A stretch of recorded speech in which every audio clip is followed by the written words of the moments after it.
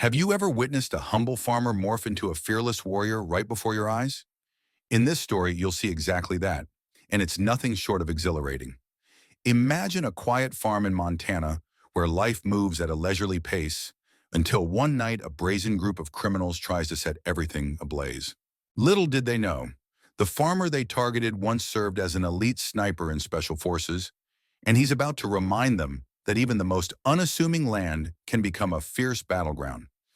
If you're curious how one man and his community turned the tables on a powerful cartel, stick around.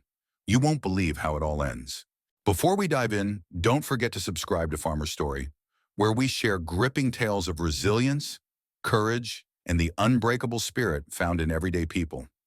Join our growing family of story lovers and never miss a chance to be inspired. Stick with us. This is only the beginning. High in the rugged foothills of western Montana, a solitary figure named Ray Maxwell walked the perimeter of his 20-acre farm. At 57, Ray's face bore the etched lines of a man who had spent a lifetime wrestling with challenge after challenge, both on foreign soil and in the quiet sanctity of rural America. His hair was flecked with gray, his eyes steady and keen, like those of a hawk scanning the horizon for small movements in the grass. These eyes, once the hidden asset of the most elite Special Forces unit in the Army, now turned to more peaceful concerns: corn, chickens, water flow, and daily chores. But though Ray had chosen to live out his days as a farmer, he had not forgotten the hard lessons that made him who he was. A memory of distant battles still clung to him, invisible but unbreakable, like the smell of gun oil on a well-used rifle. Alongside him padded Brutus, his enormous German shepherd, the only companion from his past life that Ray would speak of openly. Trained in military tactics, Brutus was more partner than pet, a vigilant sentinel who shared Ray's cautious disposition. Together they had made this patch of land a sanctuary, a space that allowed Ray to shed the old camouflage and settle into a quieter rhythm. Yet he never let the routine lull him into complacency. Every day he made a full circuit, checking the boundaries, scanning for anything amiss. Some days he'd catch a neighbor's stray cow nudging at the fence. Other days, only the caw of ravens overhead told him that life was carrying on as it should. Montana's autumn air carried a slight bite that morning, the promise of an early winter drifting on the wind. Golden fields blended seamlessly with deep pine forests that stretched into mountainous terrain beyond. The old barn Ray had built by hand sat strong and solid near the southeast corner of his property. It sheltered farm equipment and feed, but it also held carefully hidden compartments stocked with remnants of Ray's past: tactical gear, firearms, and enough ammunition to remind him that some habits formed in war never fade entirely. Despite Ray's guarded ways, the locals viewed him as a kind of folk hero, or at least a friendly face at the weekend market selling organic produce that often outperformed that of many bigger operations around the county. Neighboring families would occasionally comment on how Ray's tomatoes always seemed a little bigger, his corn a bit sweeter. He chalked it up to hard work and good soil, though inwardly he knew that his training, attention to detail, discipline, endurance, bled into every row he planted. The result was a farm that thrived. He would have been content if life had remained that simple. But over the past few weeks, Ray had observed a pattern that reminded him too much of the old days. On more than one occasion, a dark SUV with tinted windows crawled down the gravel road alongside his property, pausing ever so slightly as if to stake out the land. The men inside never ventured out or exchanged words with him. They simply took in the surroundings and then rolled on. Rumors from the local feed store indicated an expanding threat. A cartel known as Las Manadas had begun purchasing or coercing ownership of remote properties throughout the region to build an illicit network. It wasn't long before Sheriff Christina Vega rang him up, a concerned note in her voice. She'd heard about suspicious incidents at a few nearby ranches: barns mysteriously torched, livestock stolen, farmers intimidated into selling for a fraction of their land's worth. It was classic strong-arm tactics, but more brutal. Ray responded calmly, acknowledging that he'd keep an eye out. He didn't want trouble, but he knew exactly how to handle it if trouble sought him. That evening, while Ray was finishing the final livestock checks, Brutus startled and ran toward the western edge of the property. The dog's sudden posture, ears forward, lips curled, was warning enough. Ray crouched behind a stack of hay bales, scanning the tree line through the dim evening light. At first he heard nothing but the usual nocturnal chorus of crickets and a distant owl. Then he caught the faint crunch of twigs and the rustle of boots on pine needles. Someone was out there creeping in, wearing the darkness like a shroud. His mind flashed back to a different place, a high-altitude plateau in Afghanistan where every slight shift of gravel could signal an imminent ambush. The memory was so visceral that he could almost smell the desert wind. Except this time, the setting was a Montana farm, and the infiltration was happening right in his backyard. Ray reached for the sidearm he always carried, an old, well-maintained pistol that had traveled with him through countless operations. Brutus's ears twitched. The dog's presence alone was a formidable deterrent, but Ray knew better than to rely on mere intimidation. Patience, he reminded himself, was the key. Let them reveal themselves. After several tense minutes, he glimpsed silhouettes moving around the perimeter. Their shape and posture suggested 3, maybe 4 individuals. They were quiet, methodical, professional. No stray flashlight beams, no clumsy movement. Whoever they were, they knew how to keep a low profile. The group reached the fence line near the barn but made no immediate move. Ray considered his options. Confront them, open fire, or wait. He decided on the third option. A phone buzz from inside his jacket suddenly broke the hush. Although muffled, it was enough for one of the silhouettes to pivot sharply in his direction. Ray held his breath, cursing the timing. The call was from his old friend Victor Robles, a private security consultant who had served with Ray back in the day. Ray had tipped him off about potential trouble weeks ago, but if he answered now, the noise would give away his position. He silenced the phone and slid it back into his pocket.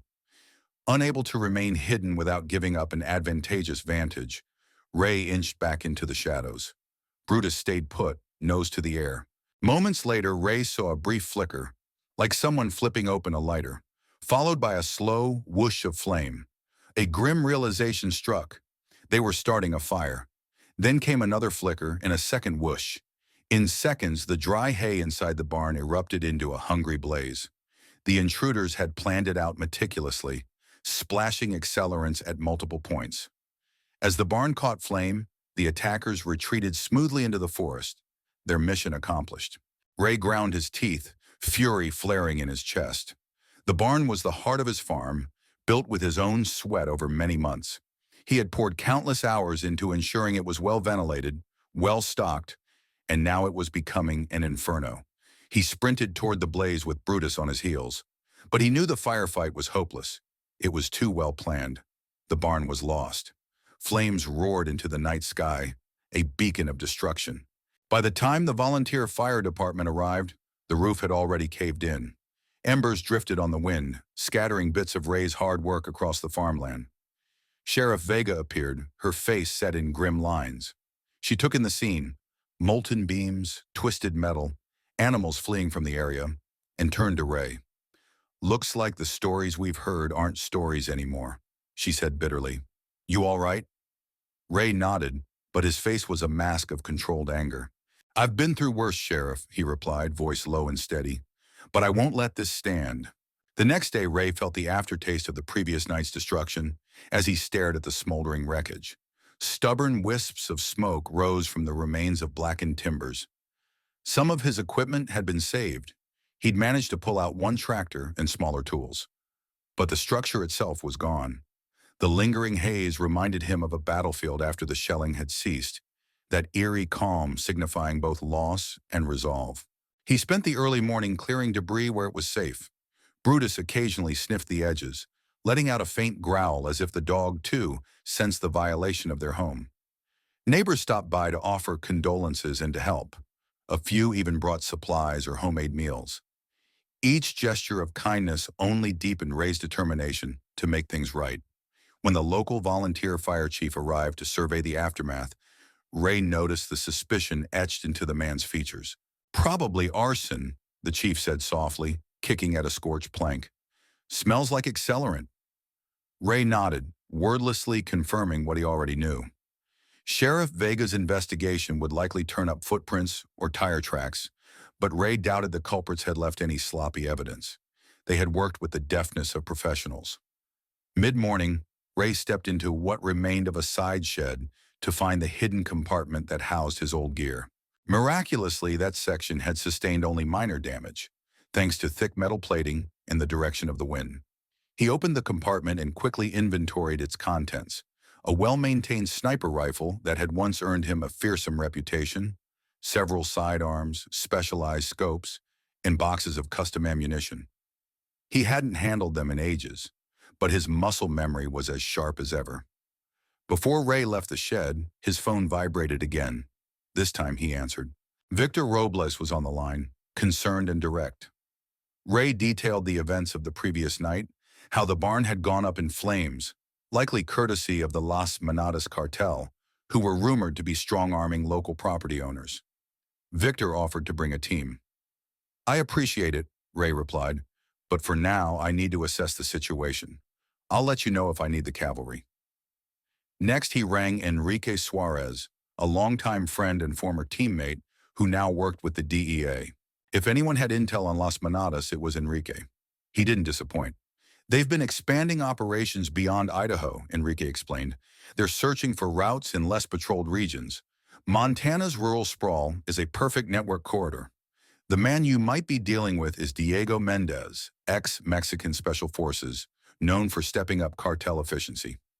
Arson is just one of his tactics, intimidation without immediate mass violence until necessary. Ray let the name sink in. Diego Mendez, a professional who understood how to strike fear before pressing the advantage. If Mendez thought Ray was just some easygoing farmer, well, he was in for a rude awakening. Still, Ray knew better than to rush in blindly. He needed more intelligence, better understanding of Mendez's local network, and support from the neighbors who had as much stake in this fight as he did. In the afternoon, Ray called a few trusted folks in the area. Gail Summers, who'd served as a medic in the Army, John Talbot, an ex-Marine, and Oscar and Fiona Weller, a couple who both had backgrounds in logistics with the National Guard. Quietly, they had all been keeping tabs on the shady dealings in the region, suspecting that something was about to boil over. The barn burning was proof. If Las Manadas had the audacity to incinerate Ray's building, they could target any farm, any ranch, and eventually build a criminal pipeline right under everyone's noses. Gail was the first to arrive at Ray's farm. She stepped out of her pickup truck and whistled low at the wreckage. "You sure you're okay?" she asked, her concern genuine. "I'm managing," Ray replied, "but we need a plan. This won't stop with just one fire." Within an hour, the rest assembled around Ray's kitchen table, which now served as an impromptu war room. Brutus lay by the door, silent but vigilant. Gail spread out a large county map, marking potential infiltration routes and spots that had recently been purchased by suspicious shell companies. John pointed to certain roads leading from Idaho into Montana. They'd likely bring contraband this way, he theorized. Minimal highway patrol presence, lots of farmland, easy to hide shipments. Oscar Weller chimed in about the legitimate-looking companies that might serve as fronts.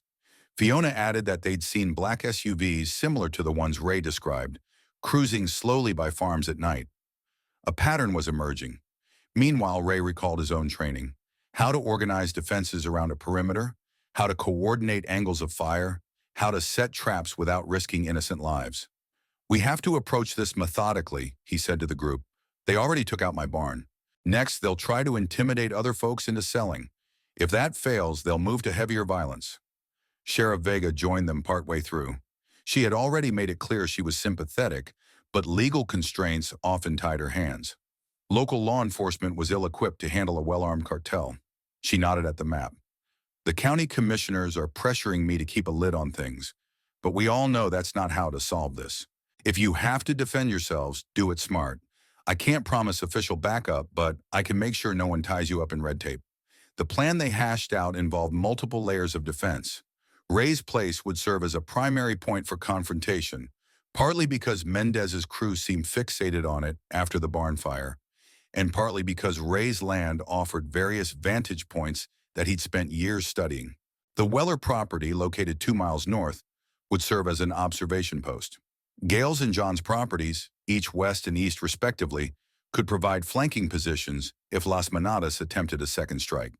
They all agreed on establishing secure communication channels, shortwave radios, coded signals, and discrete phone apps.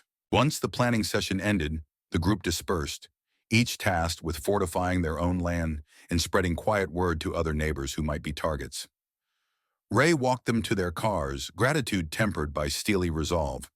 This was bigger than one farm, one barn, or one ex-sniper's personal grudge. It was about preserving a way of life and ensuring that brazen criminals couldn't plant roots in a community that valued its autonomy.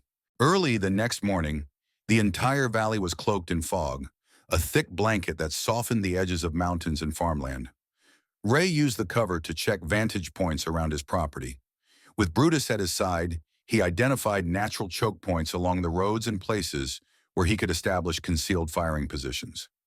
Yes, it felt surreal to plan such maneuvers on American soil, but he'd done this before in countless operations overseas. This time, the battlefield was the quiet farmland he'd sworn to protect. Using a small handheld device, he placed motion sensors in strategic locations. These sensors had been part of his old kit, collecting dust until now. Modified to run on solar power with battery backup, they would alert Ray and his allies of any unusual approach. He also positioned a few well-hidden trail cameras, the kind hunters use to monitor deer populations. But these were angled and disguised so that any passerby would dismiss them as typical hunting gear. He took note of the terrain. The eastern slope provided a rise that granted a clear line of sight over most of the farmland. The north was dense with trees, an ideal place for stealth. Over the years, Ray had become intimately familiar with each ridge and trough. While it pained him to turn his beloved farmland into a potential battleground, he saw no alternative. Midday, he received a call from General Alvin Wu, his former commanding officer, and the man who once oversaw a series of missions that earned Ray the moniker Phantom Marksman. General Wu had heard from mutual contacts that Ray's situation was precarious. He cut to the chase. "You need support, Ray? I can pull a few strings, get you some unmarked assets if things get too hot." "Sorry?" Ray appreciated the offer, but he hesitated. The last thing he wanted was to drag formal military assistance onto private land, risking red tape or public controversy. "I'll keep you posted," Ray answered, "but I've got a good local team forming here. We'll handle it." Wu didn't push the issue. He knew Ray's capacity to orchestrate a plan, especially when the cause was personal. By late afternoon, the sun burned away the fog, revealing a sky so clear it seemed to stretch into forever. Ray spotted another black SUV rolling slowly along the gravel road. This time he didn't hide. He stood openly near the fence, his posture balanced between welcome and warning. The SUV slowed, tinted windows revealing nothing. Then it continued driving. Dust kicked up in its wake. Ray exhaled. The message had been delivered. He was watching. Inside the house, the phone rang again. Enrique Suarez with updates from the DEA's end. "I've been working angles on these guys," Enrique said. "Las Manadas is structured but not inflexible. Mendez leads with intimidation, tests responses, and escalates quickly.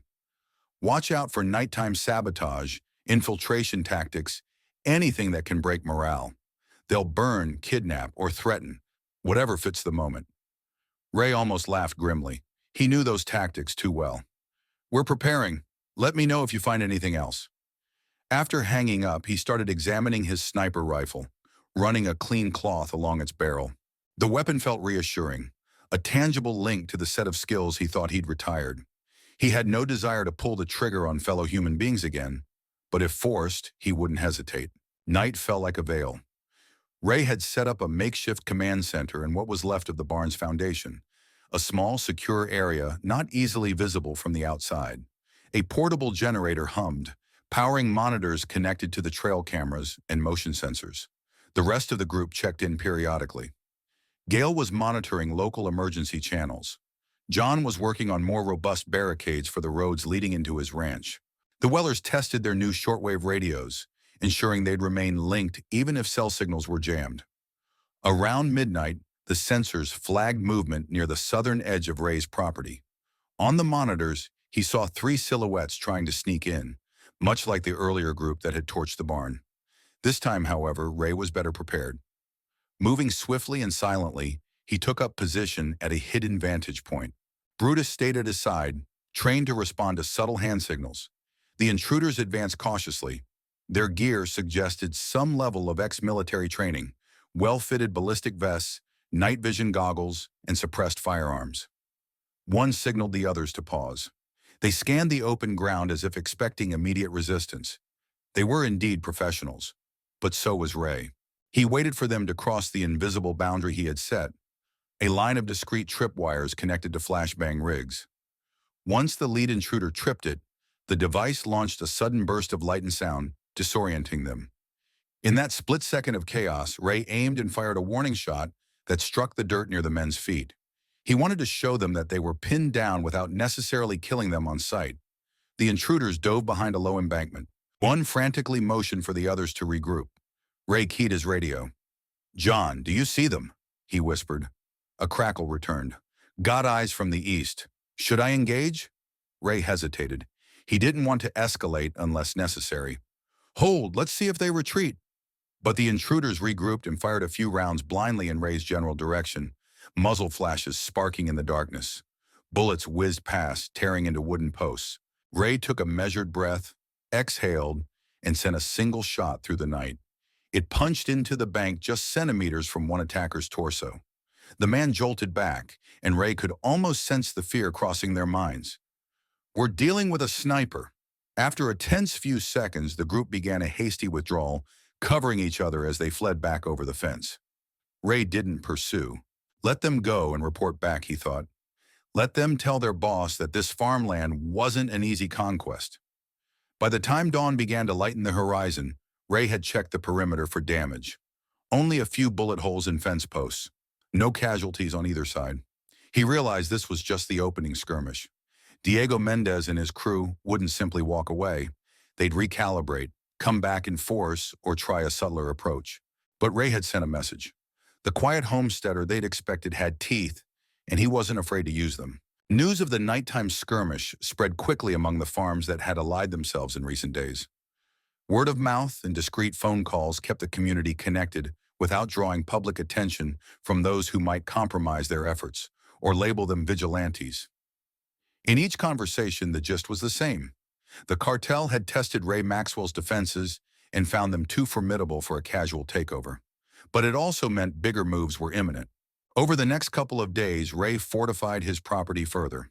He used simple yet effective tools, reinforced gates, additional lighting that could be turned on at a moment's notice, and carefully placed caltrops that would shred the tires of any unauthorized vehicle crossing his fields. Others in the network followed suit, some setting up decoy structures that appeared vulnerable while real valuables were stashed elsewhere. A sense of collective determination took root, knitting them closer together. On the law enforcement side, Sheriff Vega did what she could within the confines of her job. She filed reports, noted suspicious activity, and quietly warned families who might be at risk. The local government officials, however, seemed to prefer keeping their heads in the sand, not wanting to ignite panic or a political headache. The result was a tacit acceptance that the farmers would handle their security, at least for the time being. During a routine check of the south pasture, Ray heard the low hum of an engine. Pulling out his binoculars, he spotted a gleaming white SUV approaching along the gravel road. It parked near the house, the engine idling. The driver stepped out, Diego Mendez himself, wearing an impeccably tailored suit that clashed sharply with the rural backdrop. He was flanked by two men in tactical clothing, their eyes scanning the yard like hawks. Ray approached cautiously, stopping a few yards from Mendez. Brutus remained at Ray's side, silent but ready. Mendez's posture radiated confidence. "Senor Maxwell," he greeted in lightly accented English, "I regret the unfortunate incidents around here, but maybe we can talk." His voice was smooth, cultured. Ray kept his expression neutral. "I'm not one for small talk. State your business." "Great." One of Mendez's men scoffed, resting a hand near his concealed weapon. Mendez held up a dismissive hand. "We can settle this with minimal fuss," he said calmly. "A farm like this, what is it really worth? My associates and I can offer a generous price, far above market value, in fact." He extended an envelope, presumably stuffed with cash or a signed bank draft. Ray didn't even glance at it. Not selling, he said. His tone was as unyielding as the rocky soil under his boots. Take your envelope and your threats elsewhere. Mendez's composure didn't crack, but his voice grew colder. Suit yourself, but understand this. You're making a choice that could cost you everything. I'd prefer an amicable deal. Destruction is such a waste. Ray's eyes narrowed. You've already destroyed one barn. If you think I'll roll over now, you misunderstand me. For a moment, the tension grew thick enough to cut with a knife. Then Mendez gave a curt nod. Until next time, Senor Maxwell. He flicked his gaze to Brutus. And do keep that dog under control. With that, he turned and climbed back into the SUV, which rumbled away in a swirl of dust. Shortly after Mendez's departure, Ray convened a strategy meeting with the neighbors who formed the backbone of their ad hoc defense alliance. They gathered in the Weller family's spacious barn, the one that served as a vantage point for the northern road. Fiona Weller had pinned a detailed county map to the wall, marking the location of recent suspicious sightings with colored pushpins. John Talbot tapped the map. So Mendez made the generous offer move, huh? Classic. They'll next try to isolate you, Ray, maybe by scaring away your supporters. Ray nodded. And that means we have to stick close to one another. None of us can handle them alone, but together we stand a chance. They discussed how to enhance security for each property, an expanded version of the perimeter system Ray had set up. The plan was to create overlapping fields of surveillance and, if necessary, lines of fire. They also considered non-lethal measures, such as flashbang traps and sonic alarms, to disorient intruders. The last thing they wanted was a bloodbath, but they would not shy away from defending their land. Sheriff Vega joined them, quietly stepping in while John was explaining a new drone system he'd acquired. The drone carried a camera that could transmit live video feed up to several miles. It wasn't advanced military hardware, but it was enough to keep watch over large swaths of land without risking a person's safety. Vega offered a faint smile. I'm supposed to be telling you all to stand down and let the authorities handle this. But we both know the legal system moves too slowly to stop Mendez's aggression. Just be careful. Ray assured her that their aim was deterrence, not vigilantism. If the cartel escalated to lethal force, the group would respond accordingly, but only to protect themselves and their neighbors. Vega seemed to accept that, then returned to the station to file another round of official notices about unidentified trespassers. As the meeting wrapped up, they agreed on a system of coded text messages to quickly signal if an attack was in progress. Each farm would also have designated safe zones, areas where family members could hide if things turned ugly. Though many in these families were ex-military, there were also children, grandparents, and others who simply wanted to live a peaceful life without gunfire echoing through the hills. At dusk, Ray returned to his property. He stood at the edge of the burned barn's remains, mentally reviewing the new security measures. He recalled Mendez's parting words about destruction being a waste. Deep down, Ray knew Mendez saw this standoff as a game of chess, an opportunity to exhibit control and expand territory with minimal casualties. But Ray also knew how to play that game. He remembered endless nights in foreign deserts or mountain passes, waiting for the perfect shot that would dismantle an entire enemy cell. Here, he wasn't merely a hired gun. This was his home, his sense of belonging. He ruffled Brutus's fur and stared at the sky. The moon was rising, bright and pale. He wondered if Mendez was out there plotting the next move. Well, let him plot. Ray would be ready. 2 nights later, the cartel launched a more concerted attack. Multiple SUVs, headlights off, approached Ray's farm from different directions. Each carried armed men who understood stealth and coordination. The watchers in the adjacent properties sent frantic alerts through shortwave radio. Movement on the North Road. Another SUV spotted near the old orchard to the south. Ray, stationed in his hidden command post, split his gaze between 2 monitors. On one screen, a feed from John Talbot's drone showed 3 vehicles maneuvering near a shallow creek bed, likely trying to flank the farm from behind. On the other, footage from a camera concealed in an oak tree revealed men setting up near the destroyed barn's perimeter. The cartel had learned from their previous mistakes. They used cover better, moved in squads of 4 to 6 men, and tried to jam certain radio frequencies.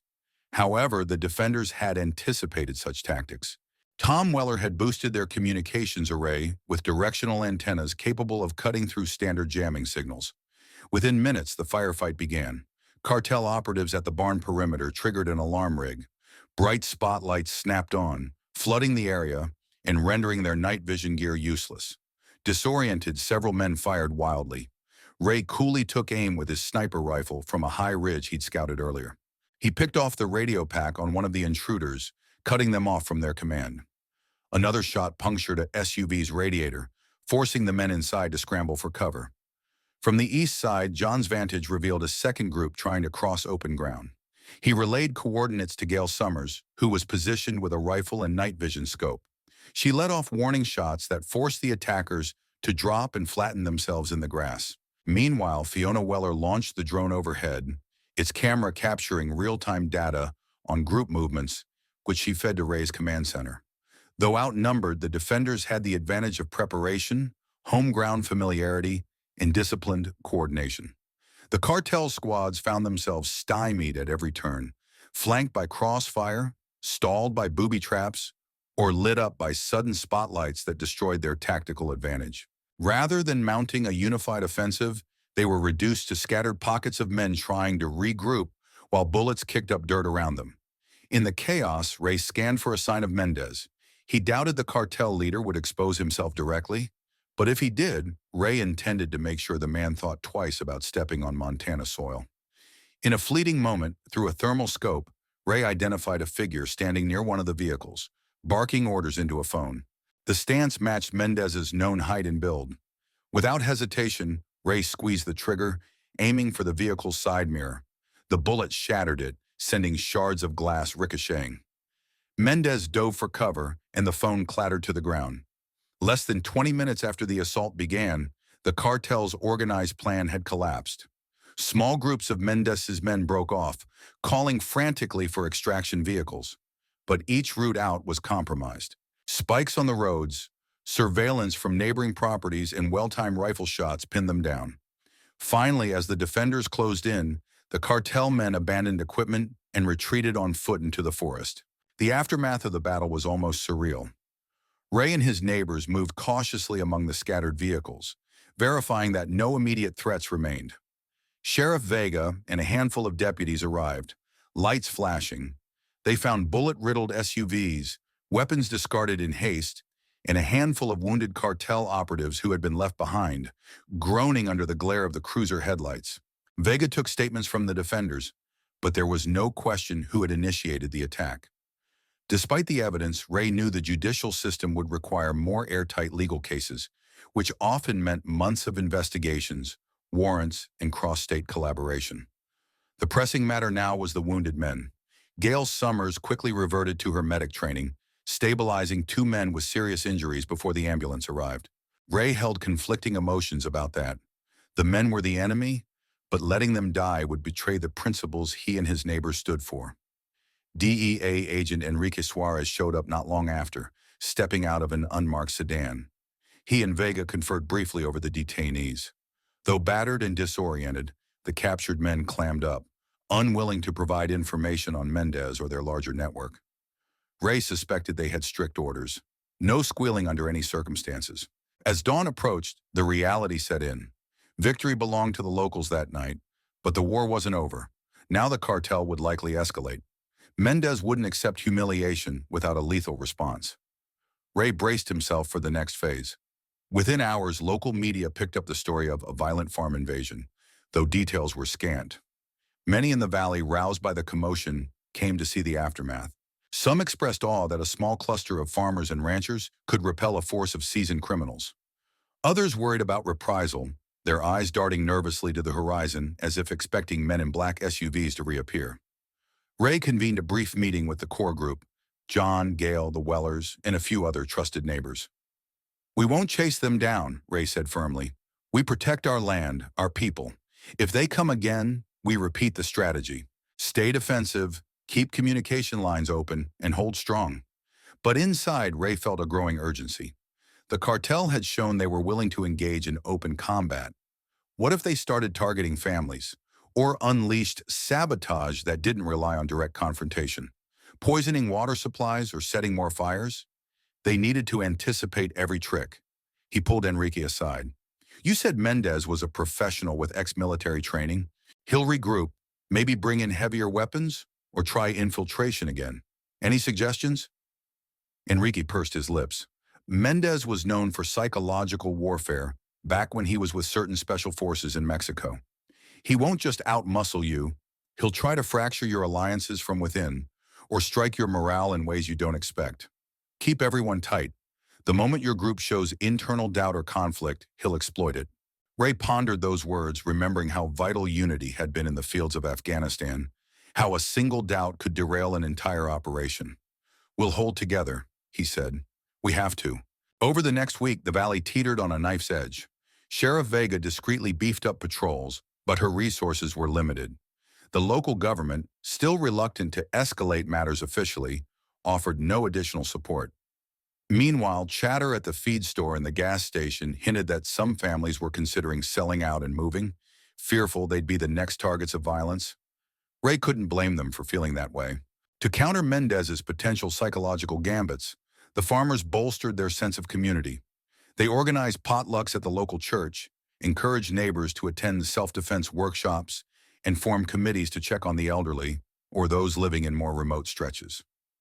Ray felt a swell of pride seeing ranchers, teachers, local shop owners, and even teenagers step up to build a network of watchfulness.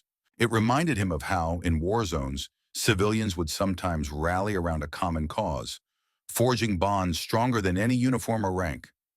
But Ray also noticed a subtle tension creeping in.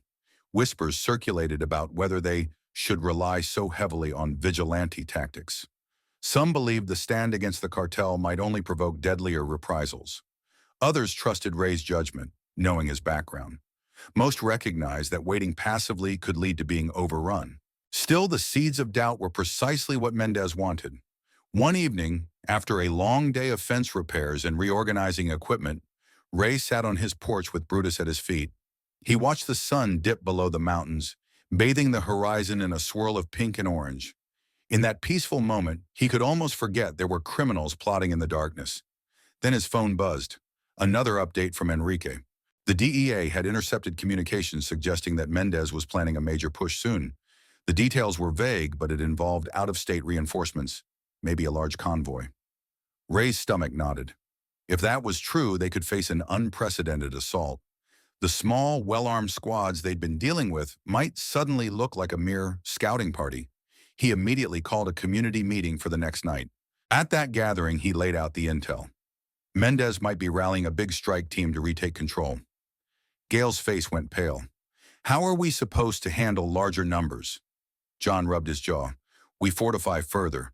Better coordinated watch rotations. More fallback positions. Tom Weller mentioned possibly contacting national militias, but Ray shut that down, not wanting unauthorized militants swarming the valley and turning it into a war zone. Instead, they decided to refine their current approach. Advanced warning systems, layered defenses, and a concerted evacuation plan for non-combatants. Our advantage is we know the land, Ray reminded them. We can channel them, divide them, and pick them off if needed, but hopefully they'll see it's too costly to push further. All agreed to brace themselves. Some boarded up windows, stashed valuables, or moved livestock to safer locations. The overall mood was a strange blend of determination and dread, like farmers anticipating a raging storm on the horizon, except the storm carried guns, bulletproof vests, and an iron will to dominate the territory. The warnings turned real on a clear, star-filled night when watchers along the main routes spotted an incoming convoy. At least 6 SUVs, possibly more in the distance, rolling in tight formation with their headlights dark. The watchers relayed a coded message, Black Moon, across shortwave radios and encrypted phones. That was the signal for every prepared household to lock down and ready for conflict. Ray was back in his command post, armed with a new set of monitors that displayed live drone feeds and sensor data from across the valley. The tension was palpable. Children were huddled in basements, older folks sheltered at the local church, and the physically able stood at their property lines, firearms in hand, hearts pounding. Within minutes, the convoy split into 2 groups. The first moved along the northern approach near the Weller property. The second angled south, closer to Gale's homestead. This was an organized pincer movement aiming to corner Ray's farm from two sides, but the defenders had predicted such a maneuver and adapted accordingly. Fiona Weller launched the drone high enough to avoid detection, while Tom relayed the coordinates of the northern convoy. John Talbot was stationed on a hill to provide sniper cover. His first shot disabled the lead SUV's engine, stopping it dead in its tracks. Under fire, the men inside scrambled out, returning suppressive fire. Soon, muzzle flashes lit the darkness like distant fireflies. On the southern flank, Gale had set up tripwire alarms and floodlights hidden among hay bales. The moment the second convoy tried to advance, the area lit up as bright as day, throwing them into disarray. Then well-coordinated rifle shots from Ray's allies forced them to scatter for cover. Ray himself was in a concealed spot overlooking a broad stretch of field. Through the scope of his sniper rifle, he could see the orchestrations of Mendez's men, each taking up positions behind trees, rocks, or vehicles. One by one, Ray targeted their vehicle's critical components: tires, engines, radiators, anything to strand them.